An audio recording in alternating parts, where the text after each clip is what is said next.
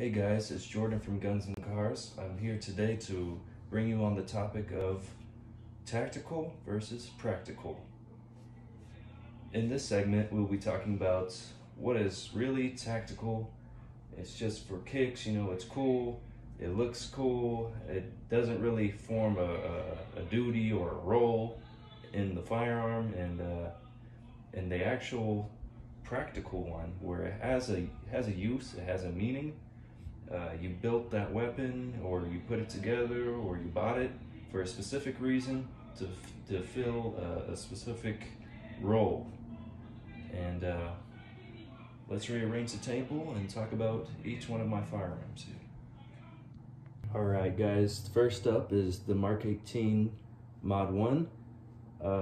I've got a Fostech Echo Sport trigger in there for binary function, so I can, lay down some quick fire. I've got the Knights Armament flip-up sights in khaki taupe, and I have a YHM bird cage at the end of the muzzle there. It's also doubles as a suppressor mount. I like that. Standard 10 PMag, and a SP Tactical A4 brace, pistol brace on there, and a cheapo sling, and a cheapo charging handle. I do like this lower here. It's a property of the U.S. government type of lower, M4 carbine 5.56, a QD sling mount on there, and as well as a nice Mark 18 end plate there. EOTech. I've got the old school EOTech on there for now.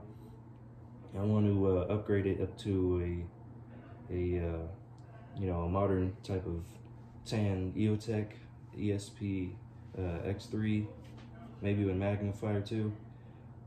And that's about it on this one. So, is it tactical or practical? That's the question. I'm gonna say this one's a practical use. It's basically my home defense gun. I want this one to be loud. That's why I don't have a can on there. And if there's a bump in the night, the neighbors are gonna hear me, and maybe someone down the street or around the corner will, at least call the police to come help me if someone breaks into my house. And I also wanted to mention that since it's a M4 carbine lower, it also has a safe semi and a burst picture on the selector switch there area. So that concludes that one. Next up, we have the Honey Badger build. I spent a lot of time building this AR pistol here to be set up just like the Call of Duty Ghost Honey Badger from the game. So I've got a custom paint job on there. It's been battle worn. It's got the rough marks. Looks like it's been dragged through the mud and stuff. I got it taped up pretty much exactly like the game, in the same kind of color scheme. I've even did the actual mag. This one, I call it also my zombie gun. So when shit hits the fan and there's zombies walking on the street, this is my quiet shooter here. So that's what I got it set up as. Right now it's in a 22 LR with the conversion kit in there, so I can send them quietly. I've got a Enforce tactical light on the side there, flip up sights, ambush sights. Can't really go wrong with that. This is a very lightweight pistol. It's got the Honey Badger kind of it's from Q, but I heard a lot of bad things about Q and the ATF and all that. So I decided to go with the SB PDW, brace. So that's what I'm running on there, and I painted it the gray to match the whole gun, and I've also got a primary arms 3-power scope to simulate an ACOG, the budget ACOG on there. And okay, so is the honey badger tactical or practical? Well, the answer is it's practical, because for zombie slaying alone and 2-legged game, 4-legged game, and everything in between, I think it's definitely a practical one. I mean, I've got a conversion kit that's 22 long rifle, and most of the time I run it in 5.56 NATO, so there you go, practical. Let's clear the table for the next one. This one is a Colt 605 clone. It's from the Brownells edition of the retro rifles. The upper and handguard, triangle handguard, were definitely from Brownells. I really like this kit. I always wanted to have like a M16A1-ish kind of clone or type of rifle like that. And I went with this one. This one's kind of like a parts gun as well. I had this 16-inch barrel that I had laying around, and I had it there, and I was like, you know, what's my next build gonna be? And I kind of just thought to put it together on this one. I even turned this thing into a dissipator.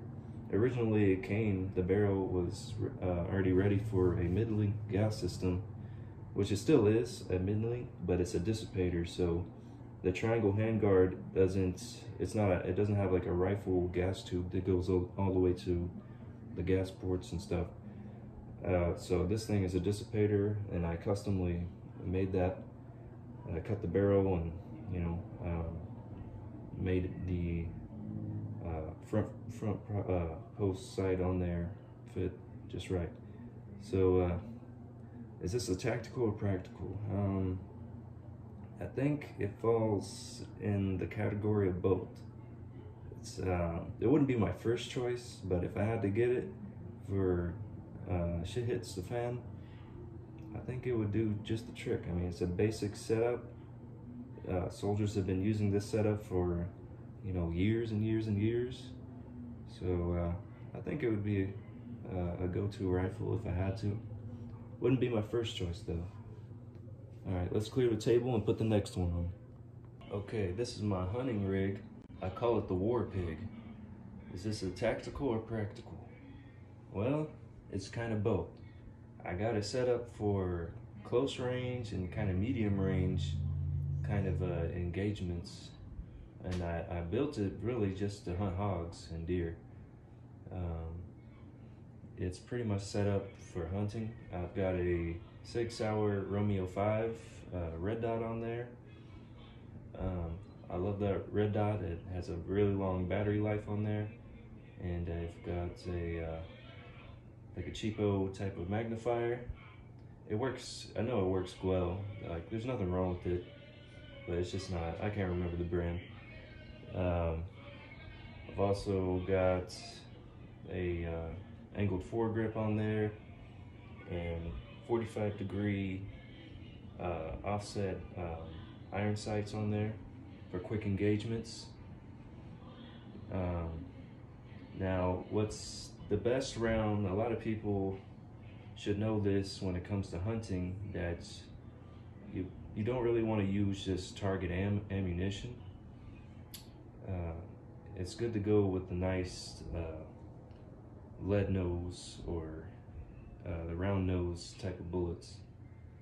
They just open up the wound a lot more devastatingly, and target ammunition is never usually the way to go with that. But if that's all you got, then it'll get the job done, but you know, it's not the best results. So yeah, that's the War Pig. It's just an Anderson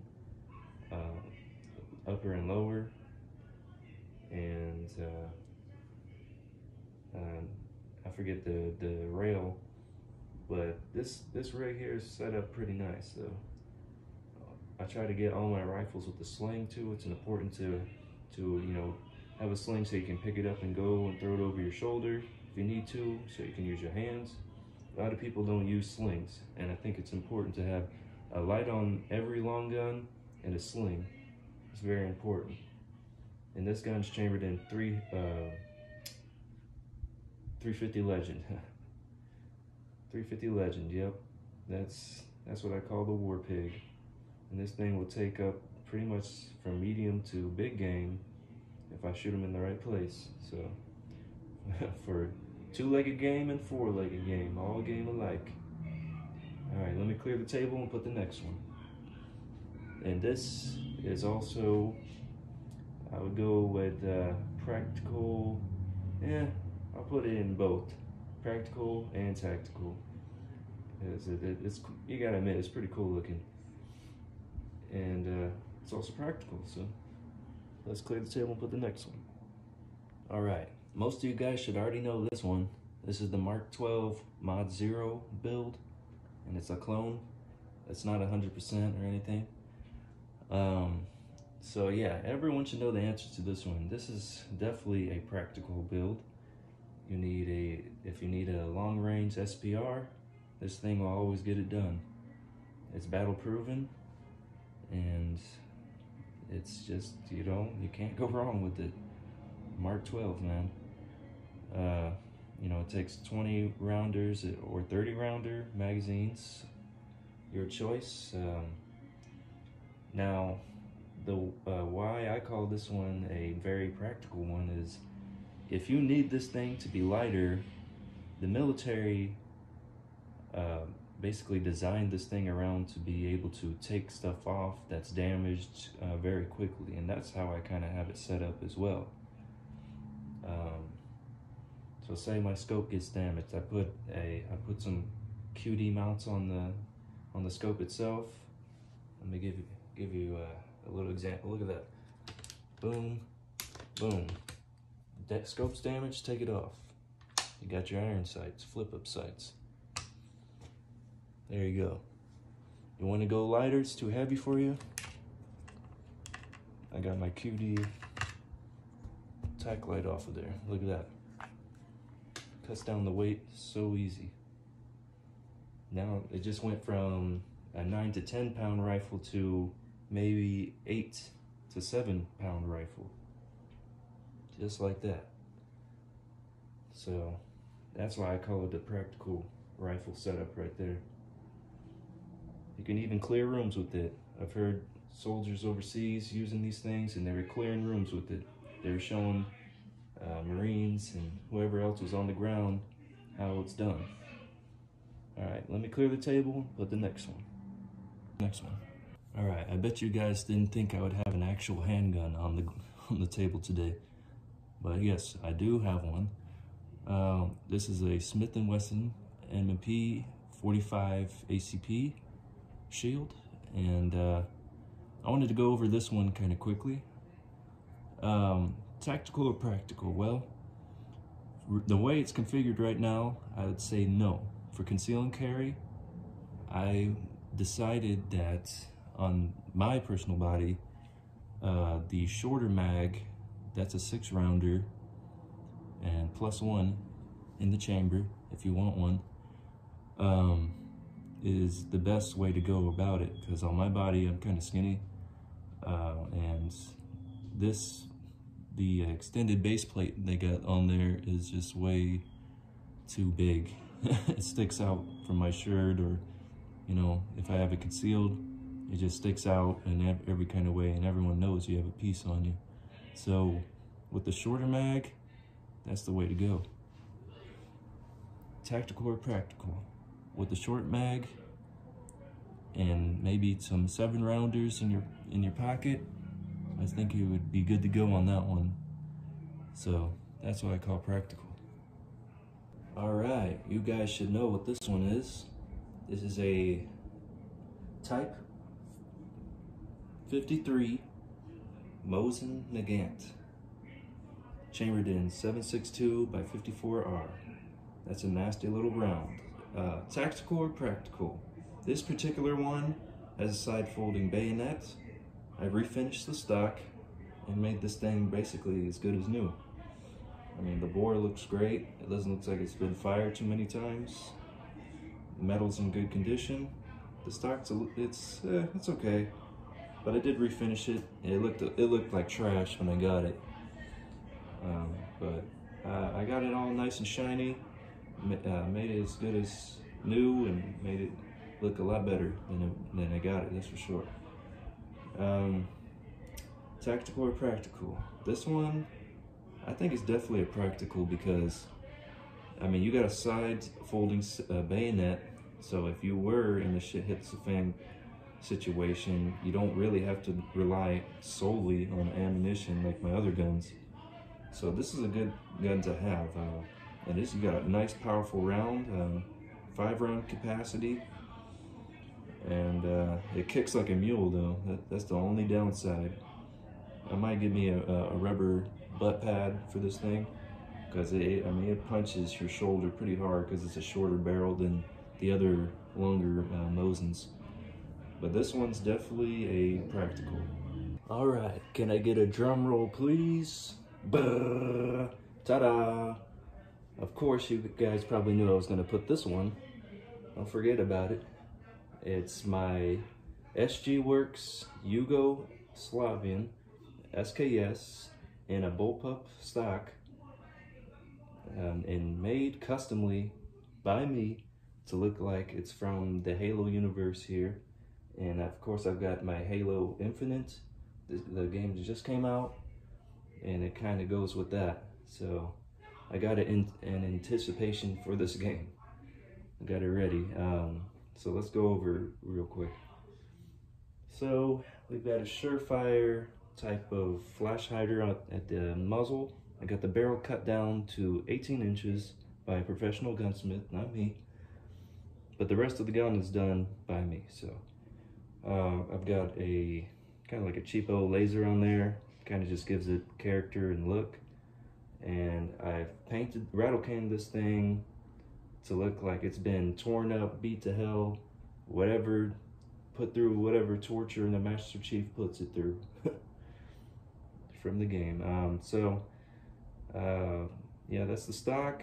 I put a nice type of metal carrying handle on there. That doesn't come with the stock. Most of the stuff that's on here doesn't even come with the stock. It's just a basic stock. I modified it to look like this. So I've got a Sightmark M-Spec red dot on there, and it's kind of like a competition to an EOTech type of sight.